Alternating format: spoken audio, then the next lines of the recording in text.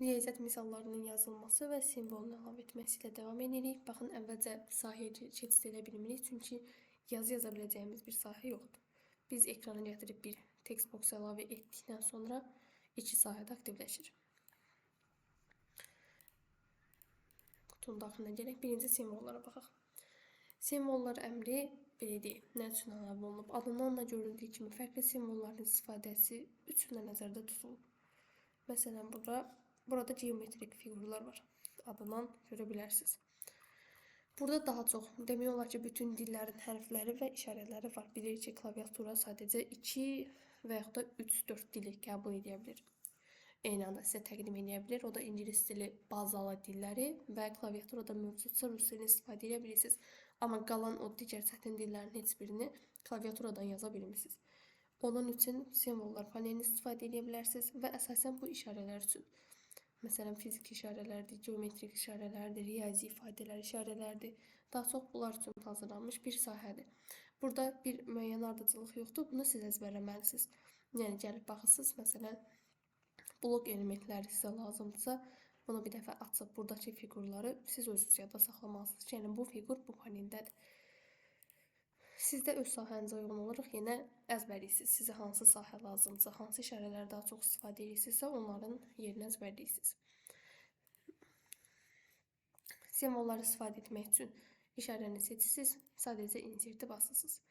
İşarəni seçirsiniz, inserti basırsınız.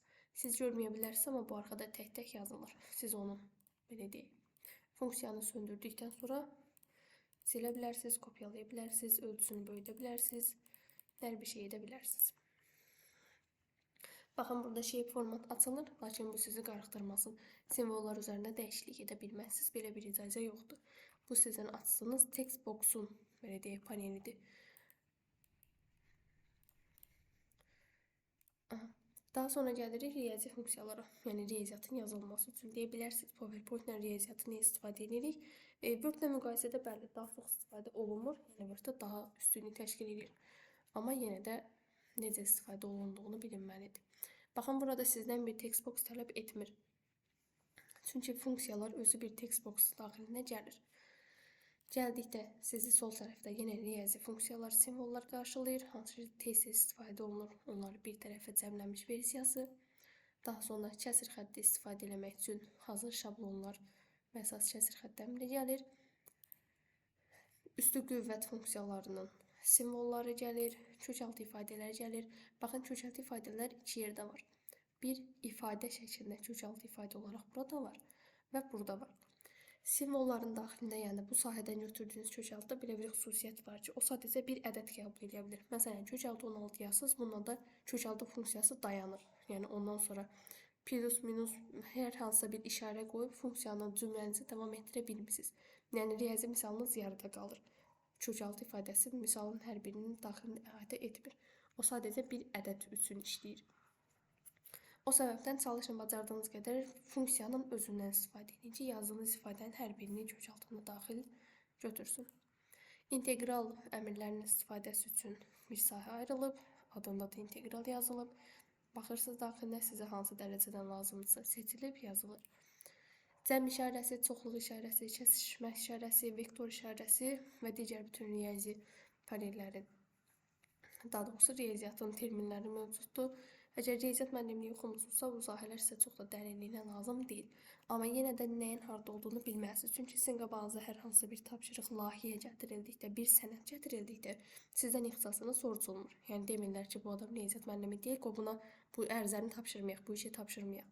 Getdiyiniz yer bankda ola bilər, getdiyiniz yer müəllimlik sahəsində ola bilər və yaxud da tamamilə başqa bir sahədə ola bilər. Yəni sizdən heç kim bu tələblərinizi, bahanələrinizi qəbul eləmir. O səbəbdən hamısının yerini bilmək məcburiyyətindəsiniz. Daha sonra sizi mötərizələr qarşılayır. Mötərizələrdən sadəcə 3 dənəsi demişdik, klaviaturada da var. Normal mötərizə, tanıdığınız kvadrat və fiqurlu. Bu üçü klaviaturada da var, lakin digərləri yoxdur. Modul işarəsini isə düz xətt istifadə edərək qoya bilərsiniz. İngilis dilində enterin üzərindəki belə deyək, slash işarəsini basdıqda shiftlə sizə modul işarəsi verir. Digərləri isə üçlü ikili funksiyalardır. Bunlar daha çox xətti tənliklərdə, tənliklərin falan yaradılması üçün istifadə olunan sahələrdir. trigonometrik funksiyalarıdır, adları verilibdir, yanında da dərəcə üçün xanaları qoyulub. Vektorların istifadəsi sahəsi, məsələn, bu sahəyə rahatlıqla deyə bilərik ki, bunları siz istifadədəsi deyilsiniz. Əgər bir modelləşdirmə sahəsində işləmirsinizsə, riyaziyyat müəllimi deyilsinizsə, sizin əhatə dairəniz deyil. Limit, loqaritma kimi əmrlər üçün yerləşdirilib. Operatorlar yerləşdirilib. Operator sözü ola bilərsə başqa bir sahədən tanışdı. Lakin operator əmrisi proqramlaşdırma sahəsinə əsaslanır. İnformatika proqramlaşdırmaya. Yəni sağ tərəfdə gördüyünüz işarələrin hamısı informatikanın belə deyək, xüsusi əmrləridir. Bunların da buradan da istifadə ola bilər. Təbii ki, bunlar 4-ü klaviaturadan yazıla bilər, amma qalanlar hazır olaraq istifadə olunur. Ali riyaziyyat keçmisinizsə, universitet dərsliyində matrislər isə tanış olmalıdır. Matrislərin istifadəsi üçün istifadə olunan sahədir. Hazır sizə üçlü, dördlü, altılı, baxın matrisin ölçüsünə uyğun olaraq bir şablon gəlir, sizə daxilini belə deyək, doldura yerləşdirə bilirsiniz. Ola bilər ki, bu sizə da belə deyək, tam aydın deyil. İnternetdən girib araşdıra bilərsiniz. Hər hansısa bir brauzora keçid edin, matrisin nə olduğunu araşdırıb, daha sonra qayıdıb belə deyək, bu sahəni öz kompüterinizdə araşdıra bilərsiniz. Insert tabının sonunda bir media başlığı var. Video və səs istifadəsi. Bunların eynisi rekord panelində də olduğu üçün burada deməyə ehtiyac yoxdur. Qısa olaraq desək, video əlavə etmək üçün sahə var və səs faylı əlavə etmək üçün sahə var. Amma onun əsas tabı rekord tabıdır. Bununla da insert tabı yekunlaşır. Dizayn tabından davam edirik. Dizayn